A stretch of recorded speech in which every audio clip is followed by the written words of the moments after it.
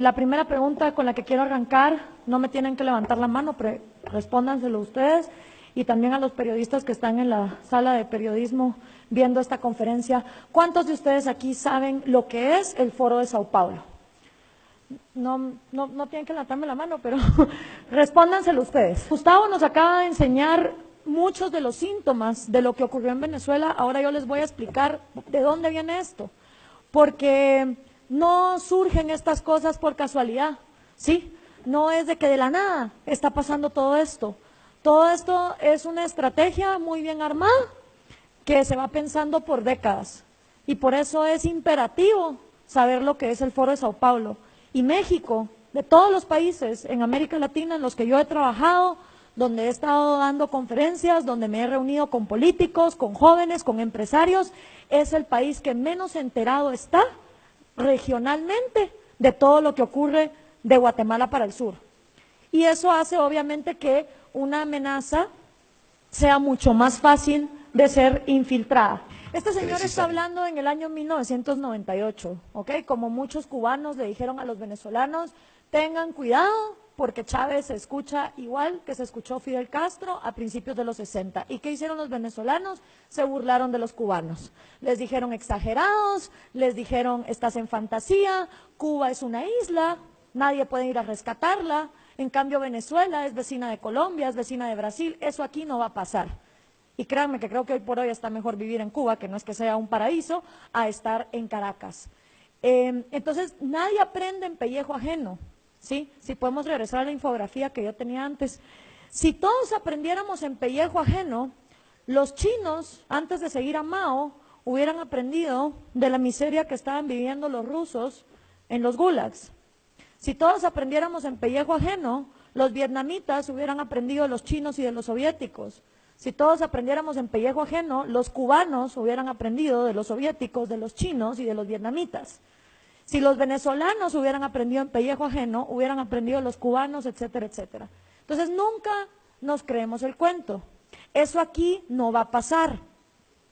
Y para uno no quedar como un paranoico, que lo que está es montando una teoría de conspiración, vamos a hablar con hechos y con realidades. Pero el populismo que actualmente estamos viviendo en América Latina sí tiene una fecha de nacimiento, y es el Foro de Sao Paulo en 1990. ¿Por qué? Porque en el momento en que Fidel Castro es exitoso y trae el comunismo por primera vez a América Latina en 1959, el resto de países latinoamericanos lo que hicieron fue un copy-paste de guerrillas marxistas. Guerrillas en Guatemala, en El Salvador, en Nicaragua, el APRA en Perú, en Uruguay, donde participó Mujica, guerrillas en Argentina y, por supuesto, la guerrilla más multimillonaria de todas, las FARC en Colombia. Todas estas guerrillas marxistas no se dieron por casualidad, venían financiadas por la Unión Soviética con el entrenamiento cubano. Pero pasa algo en 1990, resulta que se cae el muro de Berlín y la Unión Soviética se desploma y ya no hay mama soviet que pague dinero para las Kalashnikov, para los bombazos, para los secuestros, para todo lo que requiere un armamento guerrillero y enfrentarse contra el gobierno. Fidel Castro se empezó a dar cuenta que la Unión Soviética estaba colapsando desde 1987 y empieza entonces a ver cuál va a ser la estrategia para postergarse en el poder, porque Cuba es una isla que necesita recursos que vengan de afuera. Y si no iba a estar la Unión Soviética, ¿cómo iba a sobrevivir Castro en el poder? Entonces, busca a un joven marxista, sindicalista, apuesto, carismático, súper querido, de una de las naciones más millonarias de América Latina, Lula da Silva, en Brasil. Y le dice, oye Lula, aquí va a haber un problema, porque la Unión Soviética va a colapsar. ¿Cómo vamos a hacer para seguir llegando al poder? Y organizan en el año 1990 en Sao Paulo, Brasil, el primer foro de Sao Paulo. Y en ese primer foro de Sao Paulo asisten todos los partidos comunistas, todos los guerrilleros marxistas, todos los sindicalistas de izquierda de la región latinoamericana. ¿Qué significaba esto? Que si tú eras comunista, en lugar de agarrar un fusil e irte a la montaña, podías formar tu partido, presentarte a elecciones y que la gente te votara. Hay un pequeñito problema. ¿Cómo hacemos para que la gente vote por comunismo en pleno año 90, cuando acaba de desplomarse el muro de Berlín y estamos descubriendo que 100 millones de seres humanos han muerto víctimas del comunismo? Está un poquito jodido vender esa idea cuando tanta gente ha muerto. Entonces había que encontrar una manera de manipular la democracia para poder llegar al poder.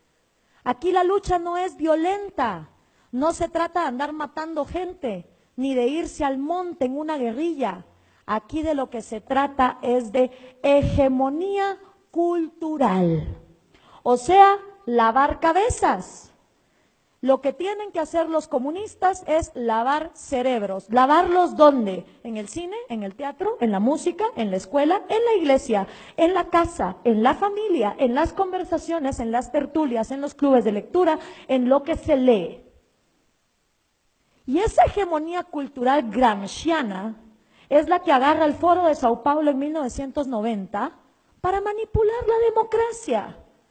Y ahí es donde el populismo, es decir, hablar de cosas gratis, cuando gratis no hay nada en esta vida, alguien lo tiene que producir, hasta el día que no se empiecen a crecer hospitales en los árboles, ¿sí? Dividir a la sociedad con odio, acabar con las instituciones y todo el manual que ya don Gustavo nos habló. El Foro de Sao Paulo se reúne todos los años, desde el año 90. La última vez que se reunió en México fue en el año 2012. El primer presidente que ponen en el poder es Hugo Chávez, lo cual es una excelente noticia para Cuba, porque justamente el peor periodo de hambre y miseria que los cubanos han vivido es de 1990 a 1998, el famoso periodo especial. Y hasta que no entró el petróleo venezolano a reemplazar a mamá soviética, los cubanos estaban muy mal. Y ahora que el petróleo se desplomó, próxima parada, Colombia, porque el dinero de las drogas de las FARC es un excelente reemplazo del petróleo. Estos socialistas no piensan en décadas, piensan en siglos y están actuando por siglos. Entonces, si uno no comprende la magnitud regional de cómo está esta gente organizada, no la van a poder combatir. ¿Quiénes acudieron? De Cuba el Partido Comunista, de Colombia las FARC, de Nicaragua obviamente el Frente Sandinista, de Guatemala la URNG, de El Salvador el FMLN y de México, oh sorpresa, el PRD. Y ese es un gran reto para ustedes, porque a partir del año 2015, Morena también es miembro del Foro de Sao Paulo. Pero el PRD es miembro del Foro de Sao Paulo desde que López Obrador estaba en el PRD. Entonces, yo en su lugar no sé qué haría, pues. No, se lo digo de verdad, porque si un partido hoy por hoy es miembro del Foro de Sao Paulo, lo que le está diciendo al mundo es: el socialismo del siglo XXI es la vía. La dictadura venezolana es lo que hay que emular.